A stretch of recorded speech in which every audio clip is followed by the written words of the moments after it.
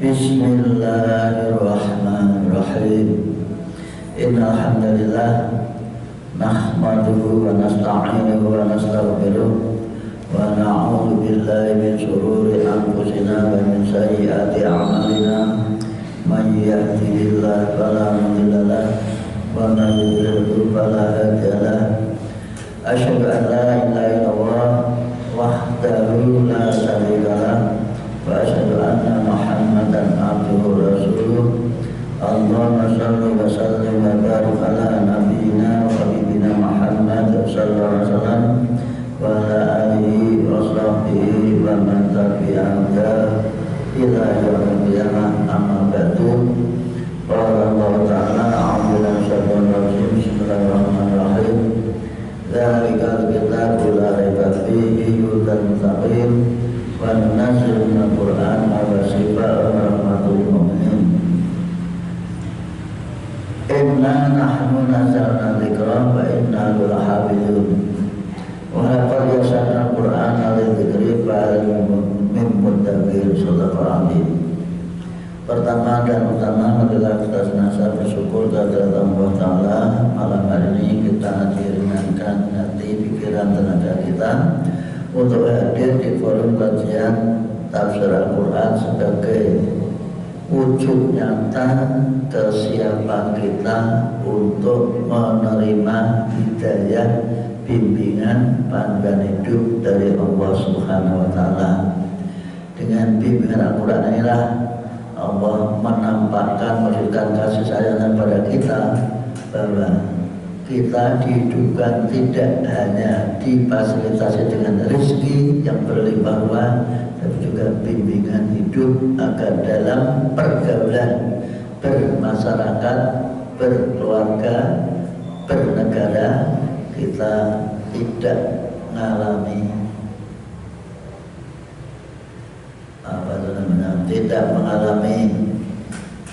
bingung atau tidak punya pegangan. Maka dari itu Allah memberikan bimbingan agar kita tidak galau dan bisa menempatkan diri pada posisi yang sebenar-benarnya. Kemudian dalam upaya menghasut, memotivasi umatnya agar rajin belajar Al-Quran dan membacanya, Nabi pun berkata, khairukum man ta'allama al-Quran wa 'allamahu.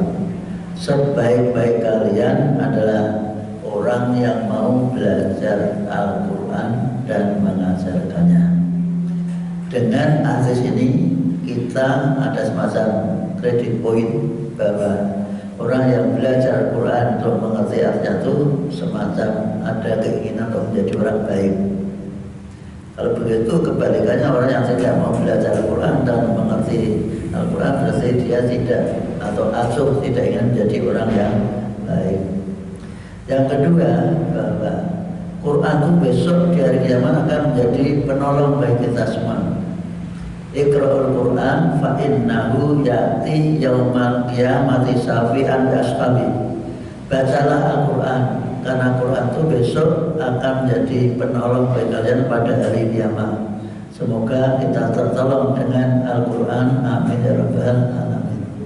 Yang keempat, dalam upaya meraih pahala yang banyak, karena pahala yang banyak itu akan membuat kita menjadi nyaman dan aman, maka dikatakan man qara'a harfan min kitabillah falahu bihi hasanatun wal hasanatu bi asli amsaliyah. Siapa yang membaca ayat Quran satu huruf saja mendapat satu kebaikan, dan setiap kebaikan dilipatkan 10 kali sebagaimana disebut dalam surat Al-An'am ayat 160. Man jaa bil hasanati falahu asru amsaliyah. Siapapun yang melakukan kebaikan maka dia berhak mendapatkan pahala dari Allah 10 kebaikan. Dibalik membaca bisa jadi para masalah siapapun yang berbuat jelek, berbuat tidak baik, maka hanya dibalas 1 kali balasan. Itulah kasih sayang Allah yang ditambahkan pada kita semua, sehingga kalau kita tidak bisa memanfaatkan berkahnya, maka kita menjadi orang yang merugi. Baiklah, kita berlanjut pada surat An-Nisa ayat 115. Kita ulang lagi 115 karena ini sangat penting bagi kita semua. Mari baca Fatihah bersama. A'udzu billahi minasy syaithanir rajim. Bismillahirrahmanirrahim. Alhamdulillahi rabbil alamin. Ar-Rahmanir Rahim. Maliki yaumiddin. Iyyaka na'budu wa iyyaka nasta'in. Ihdinas siratal mustaqim. Siratal ladzina an'amta 'alaihim ghairil maghdubi 'alaihim waladdallin. Amin. Dalam memahami tafsir ini sekaligus kita mengoreksi bacaan kita sudah sesuai dengan ilmu tajwid atau masih belum sesuai, maka kita baca dengan tartil, murattal atau taksin bagaimana baiknya. Wa may yushaqiqir rasula min ba'di ma tabayyana lahul huda wa yattabi' sabila ghayra. Tidak ada sampai ghairan, tidak terbaca. Wa may yushaqiqir rasula min ba'di ma tabayyana lahul huda wa yattabi' ghayra sabilil mu'minin. Sudah ketemu ibu, sudah ketemu ayat 115 surat An-Nisa, surat 4. Wa may yushaqiqir rasula min ba'di ma tabayyana lahul huda wa yattabi' ghayra sabilil mu'minin. Ini koma. Please teruskan, tidak apa-apa. Nuwallihi ma tawalla wa nuslihi jahannam wa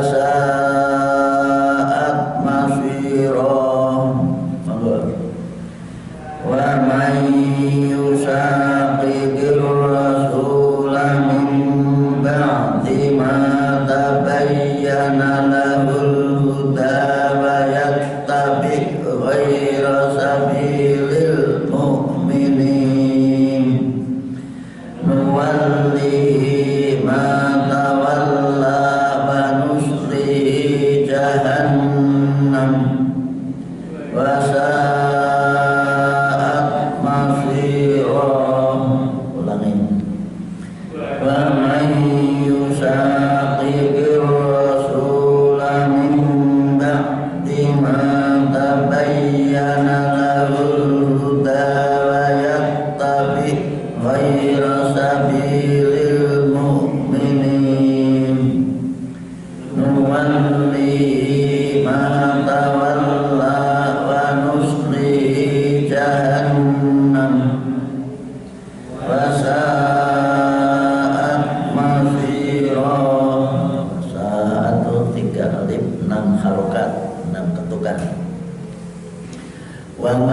dan siapapun, kesimpulannya yaitu sejarah tentang tuhmah seorang muslim yang melakukan kejahatan ketika dilaporkan oleh yang kehilangan, maka dia lemparkan barang yang ia ambil itu di tempat orang Yahudi.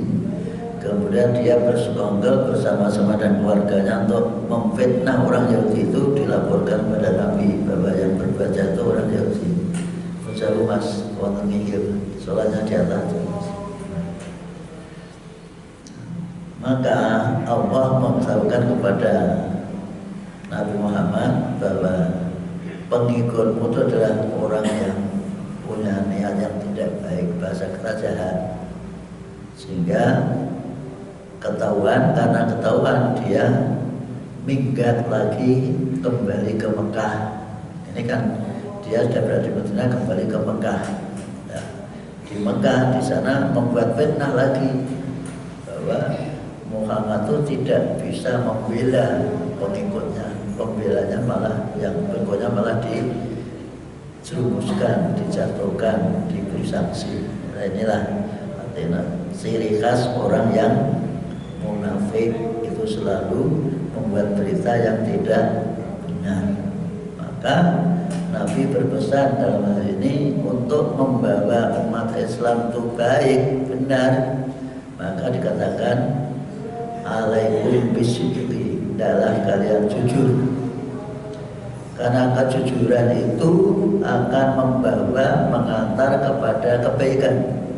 Tidak ada orang jujur yang tidak baik, orang jujur masih baik. Dan kebaikan itu akan mengantar ke surga.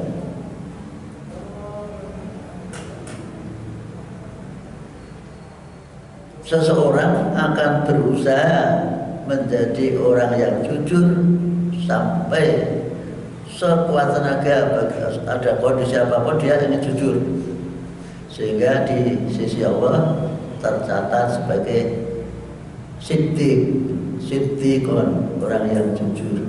Nah ini ingat pada Mas Siddiq, orang tua memberi nama Siddiq itu agar menjadi orang yang Siddiq, agar menjadi orang yang jujur. Maka usahakan sesuai dengan namanya, jujur.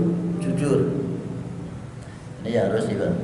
Itu juga dilarang oleh Nabi, yang kubal kadibah, jauhilah dusta itu, karena dusta akan membawa, mengantar kamu kepada kejahatan, dan kejahatan akan mengantar kamu ke neraka.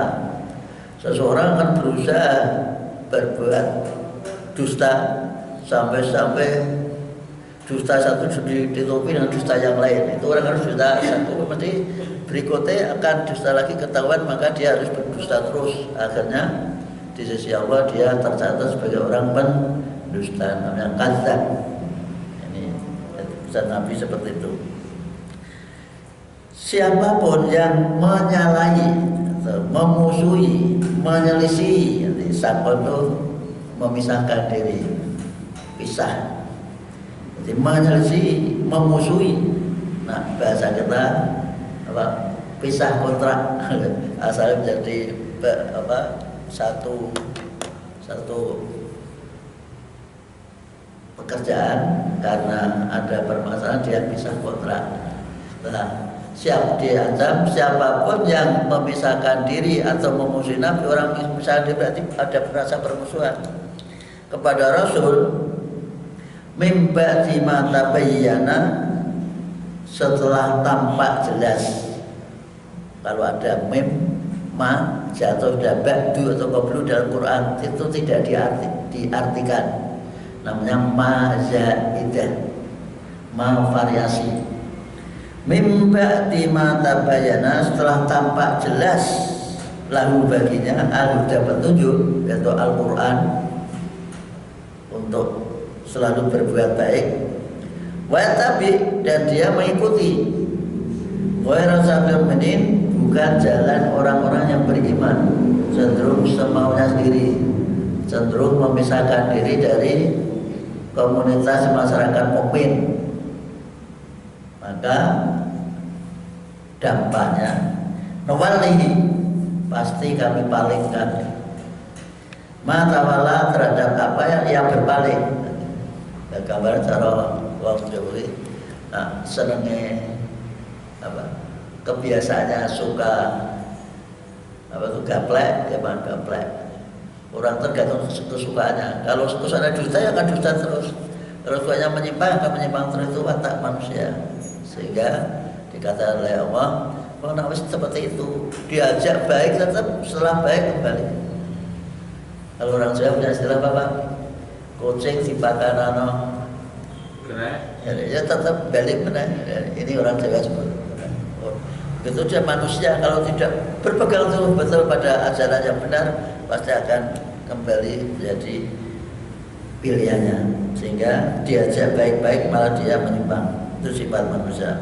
Nah, orang ngandel itu di saat sekarang itu betul-betul luar biasa. Orang yang memusuhi atau menjelekkan orang itu tanpa tanda alih-alih dengan lugasnya sampai luar biasa.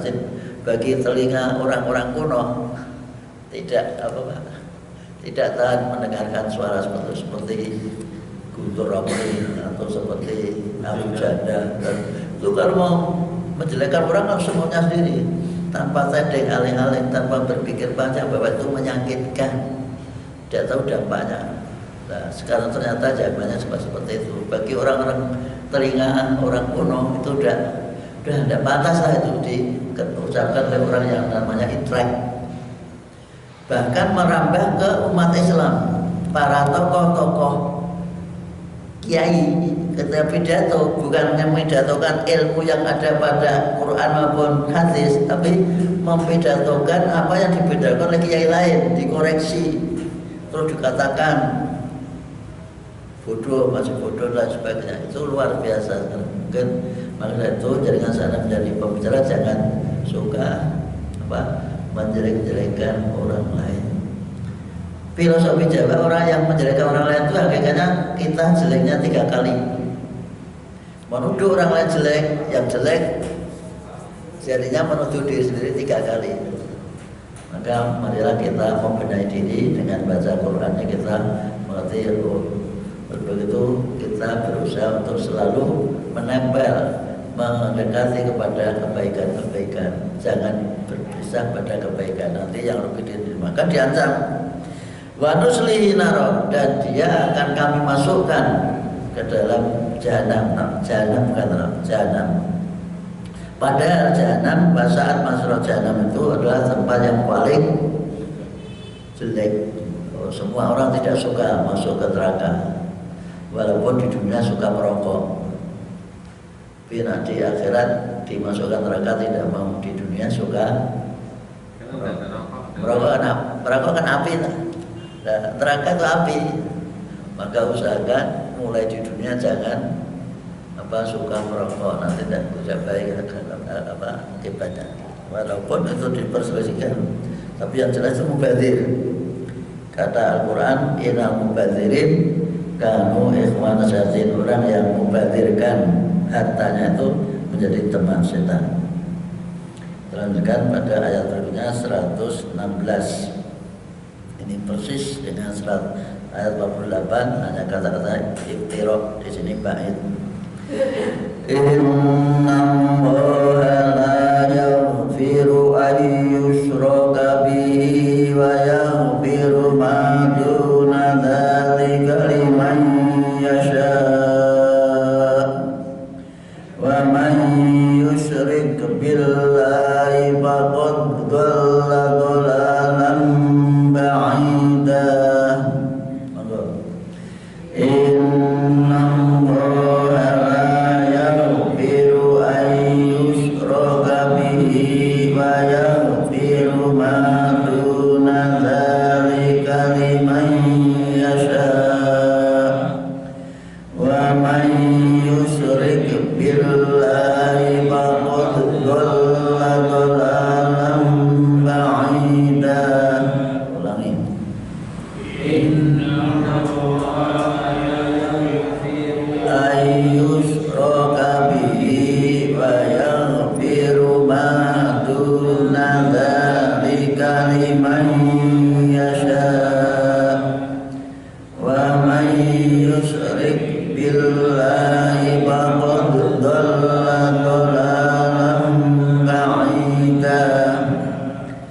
Inna Allaha sesungguhnya Allah la yaghfiru, tidak mau mengampuni, tidak mau memaafkan, ayusyraka bihi, bila ia disekutukan. Allah tidak akan mengampuni kalau disekutukan. Ya, katakanlah kita dijadikan Allah, diberi fasilitas Allah, disuruh minta kepada Allah, tiba-tiba kita minta kepada selain Allah. khususnya kepada yang gaib. Contohnya minta, wah saya kok ekonomi saya kok lagi seret, akhirnya datang ke tempat-tempat yang oleh informasi orang tertentu dianggap akan membawa keberkahan, bisa mendatangkan kelancaran rezeki. Datanglah ke Nyi Roro Kidul Pantai, sedekap di sana berdoa, mau memanggil-manggil Nyi Roro Kidul, atau ke itu mana tuh? Apa? Sampokong, bisa juga ke Gunung Kawi, bisa juga ke apa tuh? Tambak Boyo. Apa tuh tempat? Ringinya ada di Tambak Boyo. Ada. Kadang-kadang orang seperti itu, bahkan ada yang datang ke makam-makam, kuburan-kuburan orang yang dianggap soleh, di sana berdoa agar diberi kelancaran dan segala macam masalah akan terselesaikan. Bahkan dengan perso kuburan para wali itu larisnya bukan main. Kalau musim pra itu bis luar biasa, mereka berbondong-bondong, apa jauh-jauh dari Jawa Barat, dari Jawa Timur, bahkan ada dari Malaysia datang ke Jawa hanya akan datang ke kuburan. Apa maksudnya? Memang kita diperkenankan ziarah tidak harus ke kuburan para wali, ziarah ke kubur dengan harapan bisa membuat kita ingat mati. Tujuannya di sana. Masalah mendoakan kan dari jauh bisa. Kita mendoakan orang seperti orang tua saya mendoakan dari sini bisa, dari mana saja bisa, karena Allah yang akan mengampuninya. Tapi kalau niatnya untuk bisa ingat mati, ke kubur mana saja bisa, ke Tambak Boyo juga bisa. Di sana kita membaca karena campur. Assalamualaikum warahmatullahi wabarakatuh. Ya Allah, keselamatan bagi kalian wahai ahli kubur, dan aku besok akan nusul. Itu ingin bahwa kami besok akan nusul. Nasallallahu alaihi wasallam, kami berdoa agar kami diberi keselamatan, dan begitu juga kamu semua. Itu doanya masuk kubur. Nah di kubur ke tanah, akhirnya membaca Yasin di kuburan. Padahal tidak ada petunjuknya dari Nabi. Al-Quran itu diturunkan untuk jadikan pedoman hidup, bukan untuk dibaca, pahalanya dikirimkan orang mati. Ini banyak terjadi yang salah paham. Orang ngerti artinya, tidak mengerti artinya, akhirnya sempatnya bisa moco, setelah bisa baca, pahalanya dikirimkan pada orang mati. Maka banyak terjadi seperti itu. Sebetulnya yang disuruh bacakan Yasin itu orang akan mati. Tapi karena bahasanya mau takum, ikra'u ala mau takum surat Yasin, tapi setelah mati lagi diwajahkan surat Yasin. Ini namanya bahasa radio, kedaluwarsa, wis kadung. Bacakan ketika akan mati. Di samping itu kalau tidak mati-mati, jadi seakan-akan macam Yasin itu seakan-akan ngalung. Ya Pak Wati ya, ngalung tahu ngalung. Berharap dengan dibaca Yasin cepat mati. Nah itu kan tidak bagus juga kan? Tidak sesuai dengan tujuan Al-Quran itu turunkan untuk jadi pedoman hidup. Nah di sana ada ayat khusus yang menerangkan bahwa besok di akhirat itu kita akan mendapatkan salam dari Allah. Salamun qaulam mir apa? Salam qaulam mir rabbir rahim. Allah memberikan mengucapkan selamat kepada semua penghuni surga dengan ucapan selamat kalian karena kalian berbuat baik seperti saya, maka kami akan mendapatkan surga. Salam, jadi salam assalamualaikum itu adalah salam penghormatan bagi orang Islam yang akan dibawa ke surga. Salamnya penduduk surga. Tahiyatun fiha salam, penghormatan orang penduduk surga di surga adalah assalamualaikum. Lalu dibandingkan salam Pancasila. Nah itu kadang-kadang orang soyo pinter malah soyo rangenah. Terus sekali lagi dengan belajar Quran kita kembali pada Al-Quran. Allah tidak mengampuni bila disekutukan. Disampaikan yang Allah yang menciptakan, Allah yang menghidupkan, yang berfasilitas, berbagai macam fasilitas kehidupan. Ketika ada apa-apa tiba-tiba mintanya kepada selain Allah, itu namanya syirik. Nah, syirik itu dosa yang tidak terampuni. Ada syirik yang kecil, pamer. Di kita jamaah kita berpakaian niatnya aku baru ketemu paling mata langsung paling api, niatnya pamer itu juga syirik tapi kecil, tidak membuat tidak terampuni. Usahakan dari syirik itu bisa terjadi berkembang menjadi syirik besar. Namun wayaghfiru, dan Allah mengampuni dosa duna dalika selain syirik. Dosa selain syirik akan diampuni, dosa syirik tidak akan diampuni. Hati-hati jangan sampai kita berbuat syirik.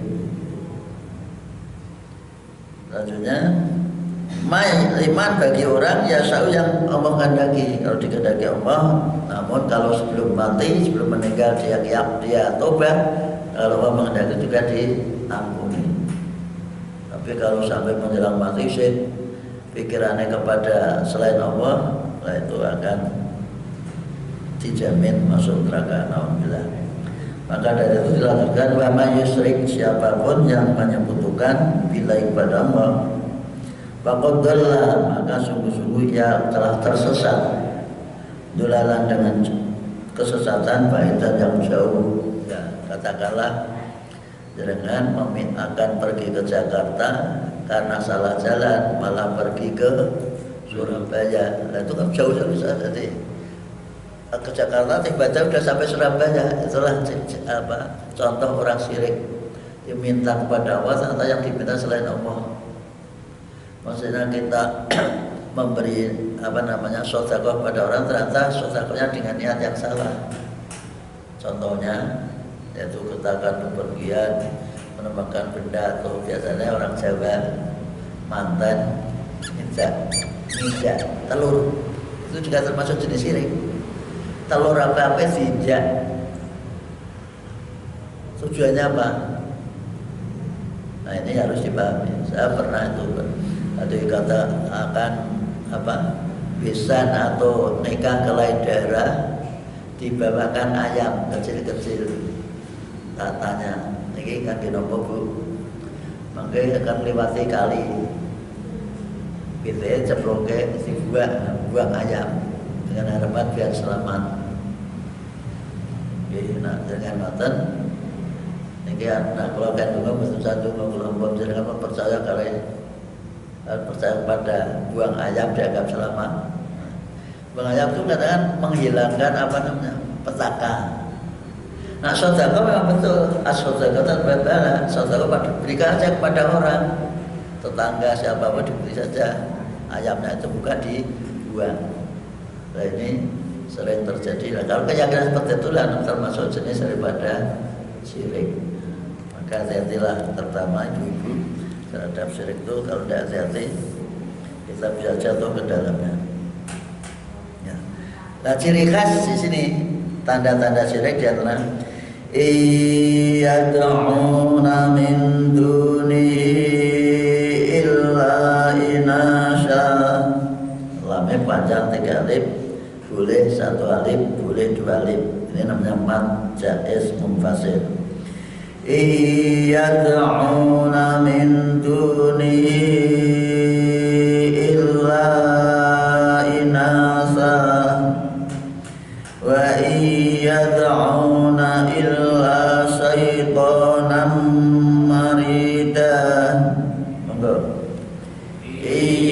Yad'una min dunihi illa inasa wa yad'una illa syaitanam marida.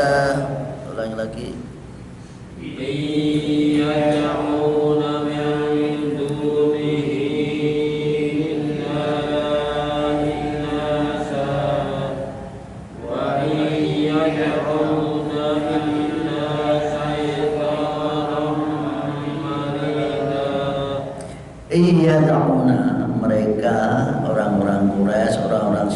itu tidak memanggil-manggil, tidak menyembah, memanggil, menyembah, menyeru, berdoa itu searti.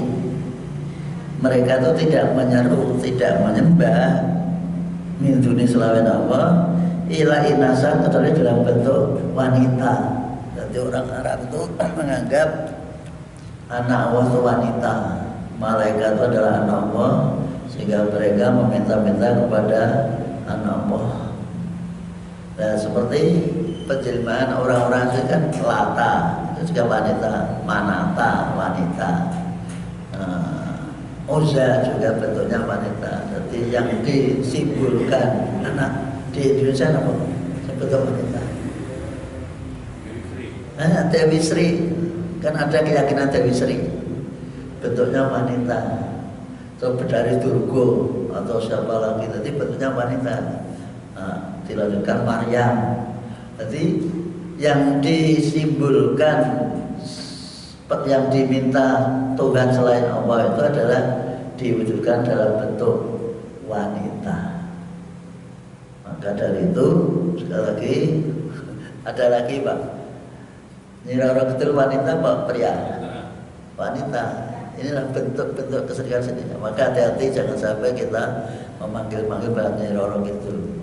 Tapi ada juga orang Muslim yang terkena dampaknya karena menganggap bahwa orang itu dekat kepada Allah dan itu utusan Allah. Ketika suatu ketika kita berdoa minta kepada utusan Allah itu yang sudah meninggal, siapa itu? Nabi Muhammad. Kita tidak boleh minta. Bersolawat silakan solawat terus, tapi tidak boleh minta. Ini harus bersolawat itu memuji-muji, memuja atau menyanjung kebaikan-kebaikannya, sifat kebaikannya, tapi tidak boleh meminta. Nah itu ada yang kebablasan seorang kiai berdoa minta. Contohnya gini, ya Sayyidi, ya Rasulullah, agisni syari'an bi'idillah. Ya Tuhanku, wahai utusan Allah, tolonglah aku. Padahal Al-Quran VTK sebenarnya iya karena wa iya karena nasta'in. Lah kok minta tolong kepada Nabi? Di Nabi itu sudah meninggal. Kata Nabi, semua yang sudah meninggal itu tidak bisa berbuat apa-apa, tidak dapat pahala lagi. Idza mata mu'adama ingkotoa amalu ilam selam. Manusia itu sudah meninggal, tidak bisa berbuat, menghasilkan, memproduksi pahala. Ini yang sudah pahami. Orang kalau sudah meninggal tidak bisa menimbulkan, mewujudkan pahala, berbuat untuk mendapatkan pahala. Tidak ada, kecuali punya investasi 3. Ini ibu-ibu diusahakan bisa investasi 3 ini, walaupun sudah meninggal dengan besok tetap mendapat pahala terus. Apa itu? Sodakotin jariyatin, satu sedekah jariah. Beli karpet untuk masjid, sedekah jariah. Beli apa lagi? Pengeras suara untuk masjid. Tiba-tiba bapak itu kipas anginnya baru dan lain sebagainya. Atau membuat sumur untuk di masjid, buat sumur untuk umum, itu juga jariah. Sekalipun orang yang meninggal tetap mendapat terus pahala. Yang kedua, au ilmin, atau punya ilmu, membuat fisika atau kimia, ilmu kelistrikan, seperti Pak Aiman, ilmu apa? Atom. Nah, atom itu dimodifikasi demikian, disampaikan pada umat agar umat ngerti memanfaatkan tenaga atom. Ini termasuk di dalamnya akan mendapat pahala terus kalau itu dimanfaatkan oleh orang banyak. Dengan membuat tenaga atom yang semua mungkin apa listrik atau apa, sudah umat memanfaatkan itu mendapat pahala. Yang terakhir, bagi orang awam yang tidak punya harta dan tidak punya ilmu, punya anak, awalatin solihin yadmula, atau punya anak yang soleh yang mau mendoakan. Maka anak itu juga investasi kita, agar anak itu besok kalau kita sudah meninggal bisa mendoakan kepada kita, doa anak termasuk diijabahi. Bayatuna, dan mereka itu tidak memanggil-manggil, tidak menyembah kecuali kepada setan yang durhaka. Jadi kita minta kepada siapapun, apa saya Abdul Qadir atau Sunan Kalijogo atau Sunan siapa, apalagi Sunan Kuning itu tidak boleh. Jadi, Sunan Jawa berarti ya. Jadi walaupun dengan niatnya perantara, biasanya minta perantara. Perantara itu kalau bahasa dunianya pengacara.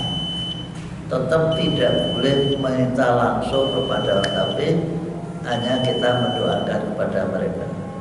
Sekali lagi hati-hati, masalah syirik itu masalah yang sangat gawat, bisa merusak semua amal baik kita. Di dalam surat Az-Zumar dikatakan, walaupun uhiya ilaika, sungguh-sungguh telah kami wahyukan kepadamu Muhammad, dan kepada nabi-nabi sebelum kamu. Isi wahyunya yaitu lain asrokta layak batona, kalau kamu sampai kamu syirik, berbuat syirik, semua amal baikmu hilang, musnah. Besok di akhirat gigit jari.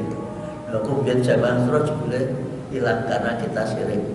Maka sekali lagi hati-hati terhadap syirik. Saya di mana-mana kalau nggak seperti masalah syirik itu selalu kami pesankan. Dan apa? Banyak itu Syekh Abdul Qadir Jailani itu, kalau ada orang yang keberatan mengikutkan Syekh Abdul Qadir Jailani. Nah itu yang kita hanya Nabi, tidak ada itu hanya pengaruh daripada orang Torekot biasanya. Orang Torekot itu karena ada silsilah kepada anak Syekh Abdul Qadir. Syekh Abdul Qadir itu punya amalan setiap hari semalam membaca la ilaha illallah 5.000 kali, dibaca setiap habis sholat 1.000 kali. Nah, Naksabandi itu 10.000 satu kali duduk, sehingga malam bangun mulai jam 2 sampai pagi 10.000 la ilaha illallah. Kalau la ilaha illallah kesel menjadi Allah, kesel menjadi hu. Maka hu dari kata huwa, dia. Maksudnya yang kita sembah, yang kita mintai hanya satu, Allah Subhanahu wa ta'ala. Kata-kata hu itu kemudian sudah jadi masalah. Sudah ada zikir hu itu singkatan dari huwa, dia dan bahwa adanya semua alam ini, adanya kita ini karena Allah. Maka singkatan dari la ilaha illallah. Itu Pak Fatih. Jadi kalau saya Abdul Qadir tidak bisa kita minta semua, Nabi saja tidak boleh, apalagi saya Abdul Qadir itu di bawahnya. Ini yang harus dibangun.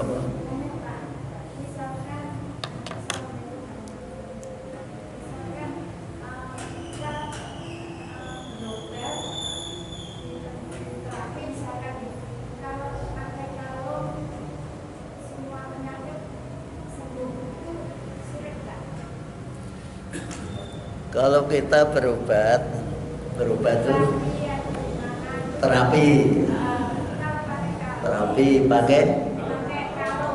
pakai kalung, itu magnet yang menimbulkan. Jadi tidak benar bahwa itu bisa menyembuhkan, tapi ada magnet yang menyentuh kita, membuat kelancaran daripada darah kita sehingga menjadi sembuh. Tapi bukan bedanya itu, tapi beda itu hanya